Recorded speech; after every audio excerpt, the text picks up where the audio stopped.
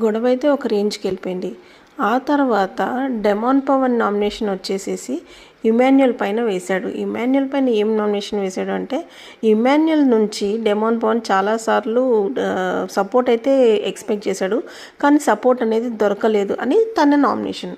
4th week captaincy contender టాస్క్‌లో Kalyan and Emmanuel ఇద్దరు ఉన్నప్పుడు డెమాన్ పవన్ నాకు ఛాన్స్ ఇవ్వండి అని అడగడం జరిగింది. సో అప్పుడు ఇమాన్యుయల్ ఏం చెప్పాడంటే, ఆల్రెడీ నువ్వు 2 టైమ్స్ అయ్యావు కదా అని చెప్పాడు. కాబట్టి అప్పటికి ఓకే అనుకున్నాను అని అన్నాడు. నెక్స్ట్ సెకండ్ ట్రిప్ వచ్చేసి రెబల్ టాస్క్లో అందరికీ కాల్స్ అనేటివి వచ్చాయి, రెబల్ ఎవరనేది గుర్తుపట్టాలి అని. సో దీంట్లో ఇమాన్యుయల్ ఏం ప్లాన్ చేశాడు అంటే, మనకు డెమాన్ పవన్ ఫిజికల్ టాస్క్లో టైట్ ఇస్తాడు కాబట్టి ఫస్ట్ డెమాన్ పవన్ని తీసేద్దాము అని డిసైడ్ చేశాడు. ఇమాన్యుయల్ డిసైడ్ చేశాడు. కానీ దాంట్లో మనము ఆలోచించవలసింది ఏంటి అంటే, అసలు డెమాన్ పవన్ రెబల్ అయ్యే ఛాన్సే లేదు. ఎందుకంటే డెమాన్ పవన్కి కాల్ అనేదే రాలేదు బిగ్ బాస్ నుంచి.